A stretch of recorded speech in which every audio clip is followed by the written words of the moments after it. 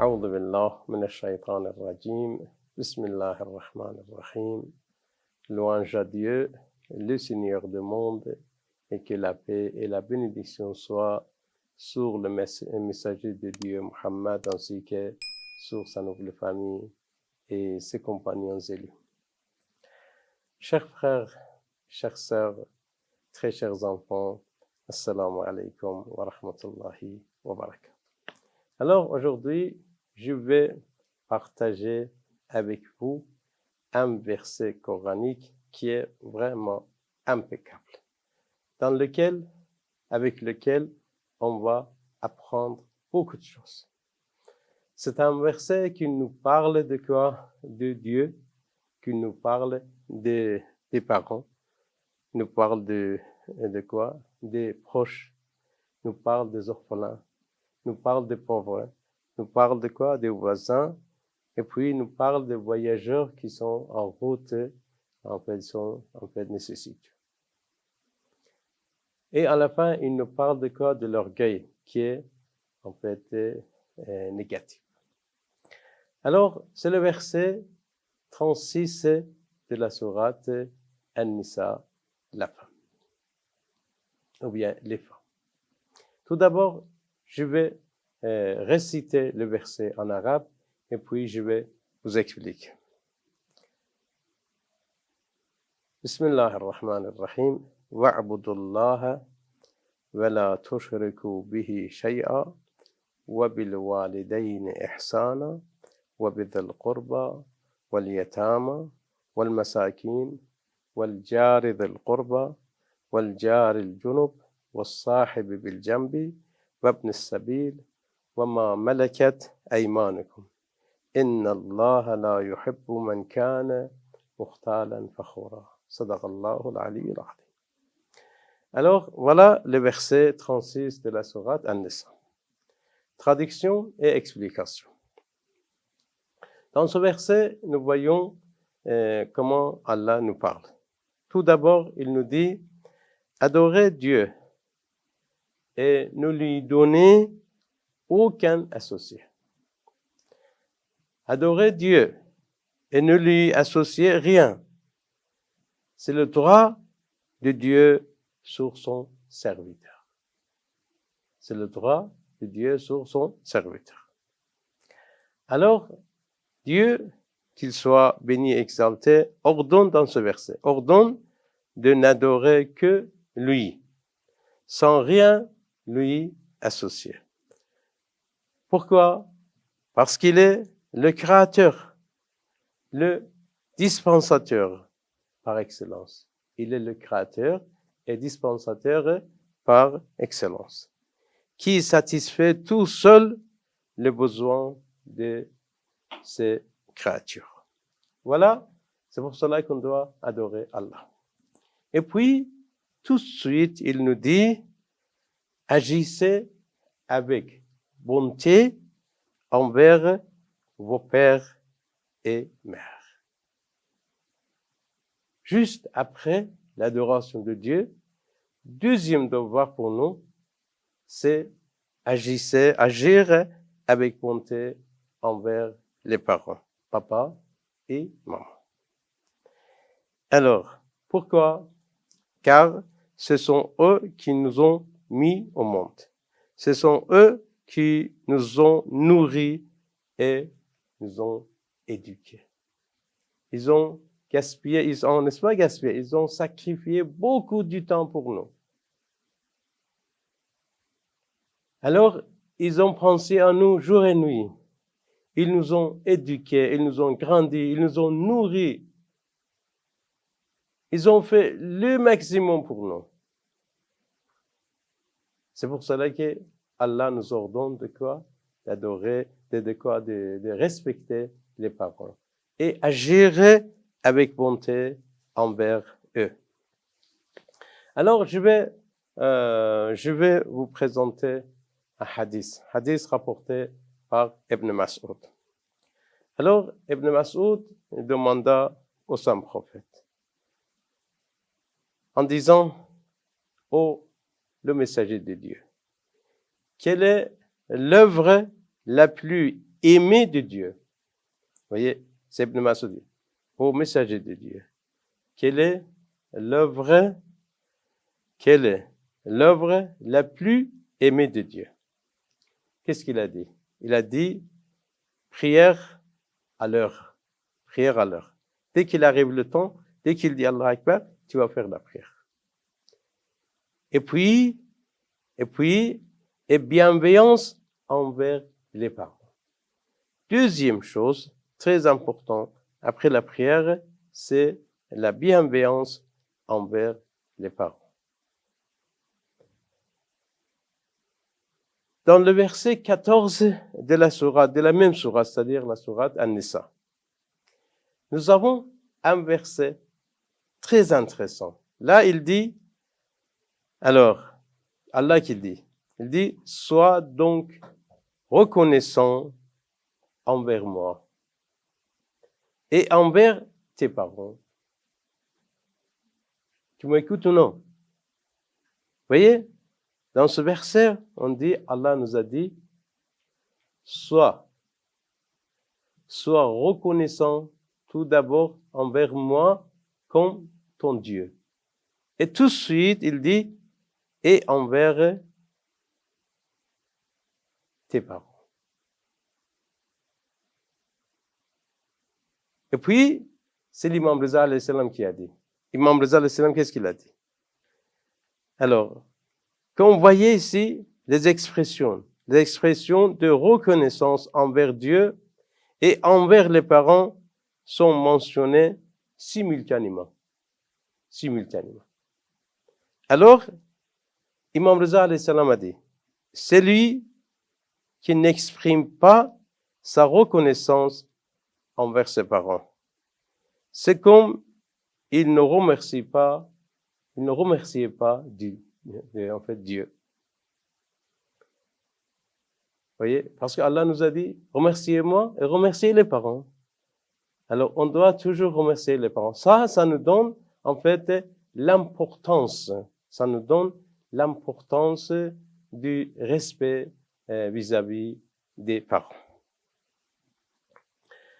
Et deuxième chose, le deuxième commandement ici, en fait, troisième commandement.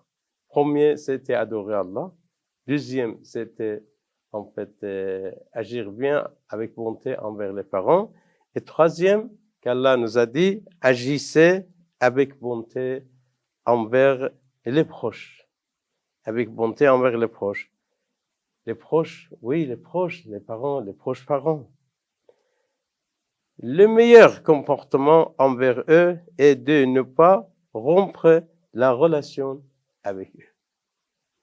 On ne doit pas rompre notre relation avec notre mère, notre père, nos frères, nos sœurs. Et puis, les tantes. Vous voyez, ça c'est très important. C'est pour cela que le saint prophète nous a dit, maintiens la relation familiale, même avec une petite salutation. Il faut saluer. Si tu n'arrives pas à aller, tu prends le téléphone, tu appelles ton frère, ta sœur, ton papa, ta mère, ta tante. Vous voyez, il ne faut pas oublier. C'est l'ordre de l'islam. Le saint prophète nous a dit, allez rendre visite votre proche parent, même s'ils sont en Chine, c'est-à-dire même s'ils sont assez loin, il ne faut pas oublier. Ça, c'est très important. Alors, d'après l'imam Hussein alayhi salam, si quelqu'un souhaite prolonger sa vie et augmenter ses moyens de subsistance, il doit donc entretenir de bonnes relations familiales avec ses proches.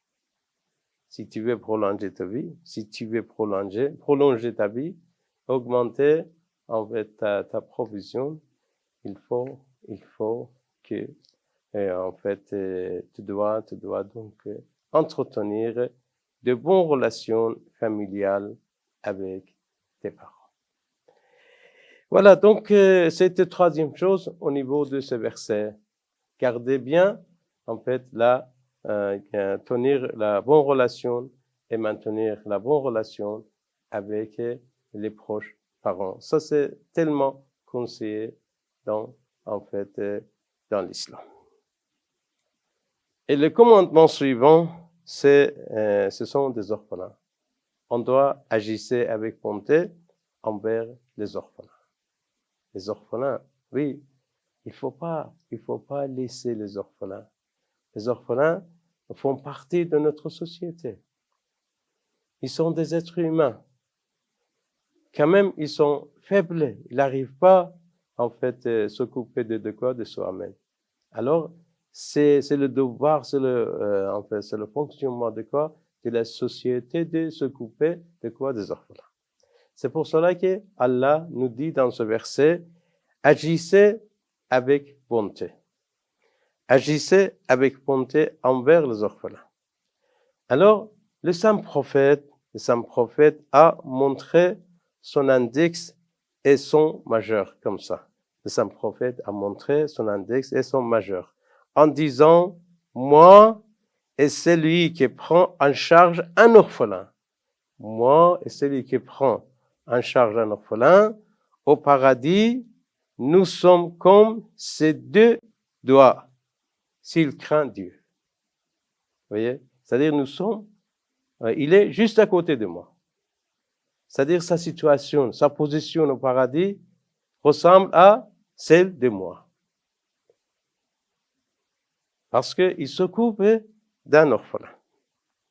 Alors, comme vous le savez, Imam Ali alayhi salam a donné beaucoup de conseils à ses enfants, à ses deux fils, Imam Hassan et Imam Hussein, avant son départ.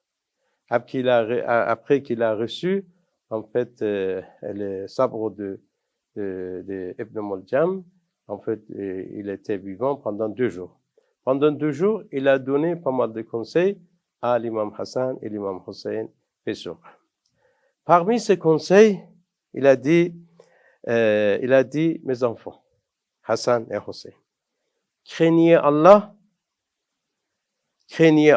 il a répété 2 fois, craignez Allah au sujet des orphelins. C'est-à-dire, il ne faut pas oublier les orphelins. Craignez Allah au sujet des orphelins. Alors, ne faites pas en sorte qu'ils soient un jour affamés et un autre jour rassasiés. Il faut leur donner tout le temps, tous les jours. Il ne faut pas oublier les orphelins. Et puis, il a dit, faites attention à ce qu'ils ne soient pas, en fait, abandonnés en votre présence. Tant que vous êtes vivant, tant que vous êtes là, tant que vous êtes présent, et il y a des orphelins, n'oubliez pas les orphelins. Vous voyez? Imam Ali alayhi salam a donné beaucoup de conseils. Parmi des conseils qu'il a donnés, il a dit, en fait, craignez Allah au niveau de quoi? Au niveau de Coran.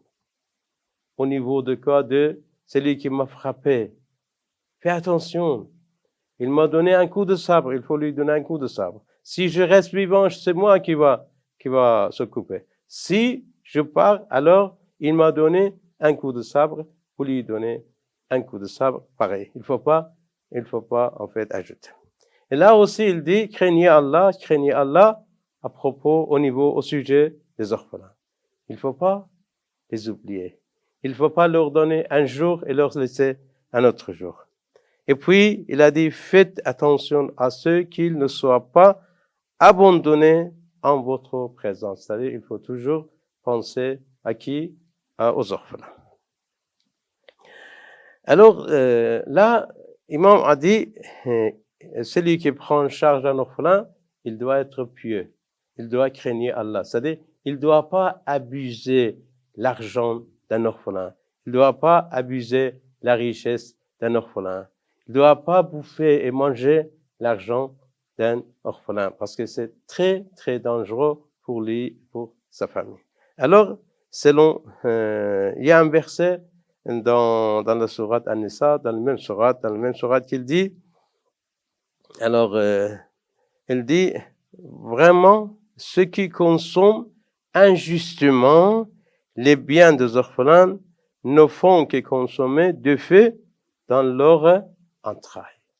Vous voyez? Il faut faire attention. Si tu prends en charge un orphelin, tu dois faire attention à sa richesse, parce qu'il est petit. Il est petit, il est faible, mais tu ne dois pas abuser.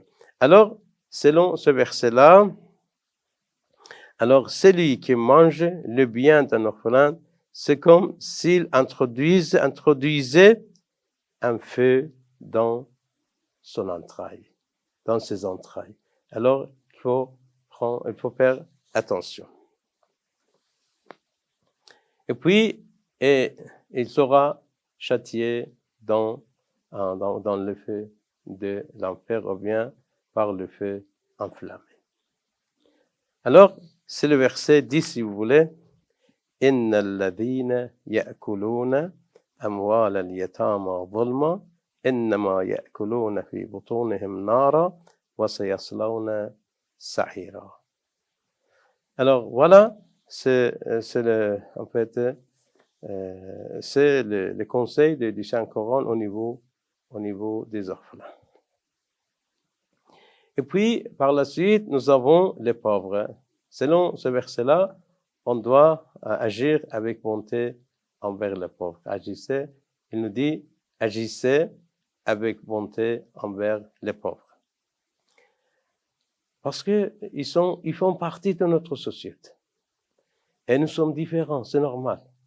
Il y a quelqu'un qui est riche, il y a quelqu'un qui est pauvre, il y a quelqu'un qui est paralysé, il y a quelqu'un qui est en bonne santé. Alors, les gens qui bénéficient des bienfaits d'Allah doivent aider les autres. On ne doit pas oublier les membres de la société, les membres de la communauté qui sont nécessiteux, qui sont en fait en besoin. Il ne faut pas oublier. Il ne faut pas oublier. C'est pour cela que nous avons pas mal de hadiths qui parlent de quoi? Des pauvres de nécessité. Si tu dors alors que tu es rassasié et ton voisin est affamé, tu n'es pas un vrai musulman. Il ne faut pas négliger les pauvres. Il ne faut pas négliger les affamés.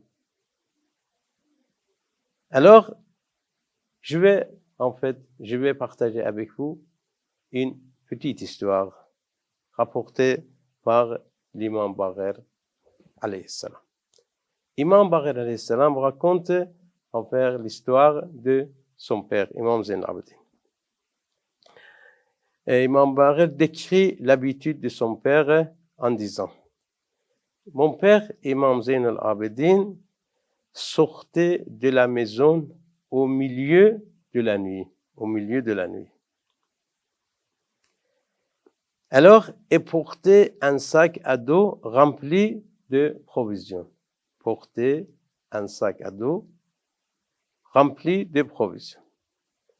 Il se dirigeait vers la porte de chaque maison. Et puis, il frappait dessus et donnait quelque chose à celui qui ouvrait la porte. Ça, c'est un peu normal, mais ce qui est très important, c'est ça. La fin de l'histoire, elle dit, il se cachait le visage pour ne pas être reconnu. Il ne voulait pas que les gens le reconnaissent. C'est pour cela qu'en donnant quelque chose, quelques provisions, il se cachait le visage pour que les gens ne voient pas. Voilà, c'est comme cela qu'on doit faire avec les pauvres.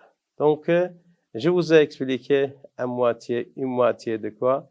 La moitié du verset. La prochaine fois, je vais vous expliquer le restant de ce verset-là, Inch'Allah. Merci beaucoup. Assalamu alaikum wa rahmatullahi wa barakatuh.